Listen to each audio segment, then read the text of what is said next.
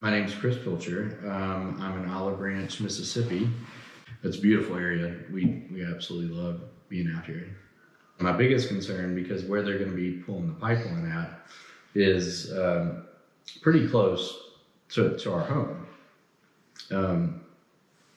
And if there was an issue with that, the way that our yard and our house and all of that stuff is set up, most of that spillage is going to happen right there, and it's going to be polluting our area. So I get, they're giving individuals, I think they said it was like $30 a foot that they're giving people for this, which is a substantial check for some. But when you look at what could happen with the environment should an issue occur, it's the impacts are massive. I think last time that we had talked, it was every 5 miles they would have a shutoff. If we're looking at a shutoff every 5 miles, the pressure that's going to be built up into that pipeline, the oil's got to go somewhere. The pipeline work, I understand that it would bring jobs to the area, but they're temporary jobs and they're not going to pay anything.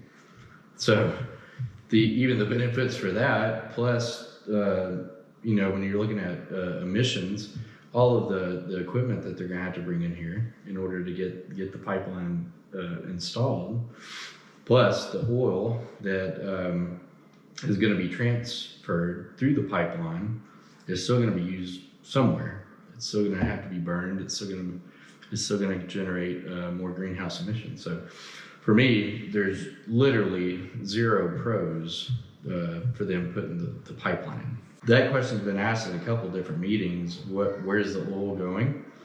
And it seems like it's just more or less for them to be able to connect a bigger pipeline, and it's going to be distributed out of this area down to the Gulf. So I don't think there's any benefits whatsoever for us locally for the oil.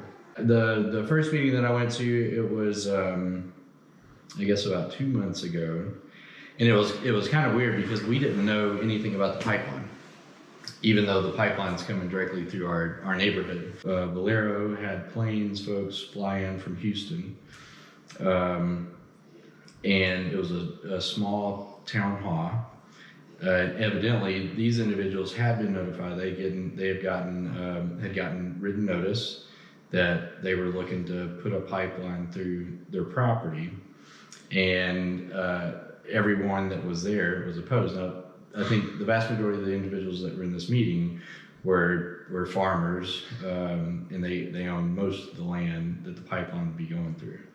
So they all had quite a big stake as to their opposition, right? So one of the guys even asked the lawyer, he said, well, if I tell you can't come through my property, are you going to sue me? And the lawyer for Plains couldn't answer the question. I think the community is opposed to the pipeline coming through. The problem is I don't think the community knows how to fight it.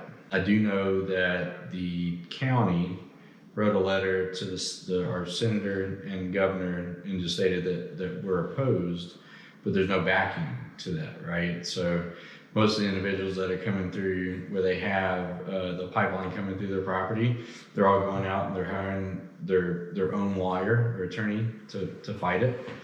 But again, that's a concern because since we don't have one voice as a community, we're so relying on individuals that it's not going to go anywhere. Because if they're talking to individual people and they're not having to deal with the community as a whole, then they can win. So that's why it's super important, and we've seen the community come together, especially after the tornado that just hit. It's a strong community. There's a lot of people that voice their opinions. There's a lot of people that did a lot of hard work after the tornadoes.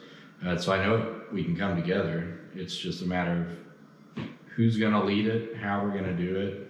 In my opinion, the county should hire an attorney that would back the community. I think eventually we won't have to rely on oil like we do today. So to add a pipeline when we're moving away from needing to have oil doesn't make any sense.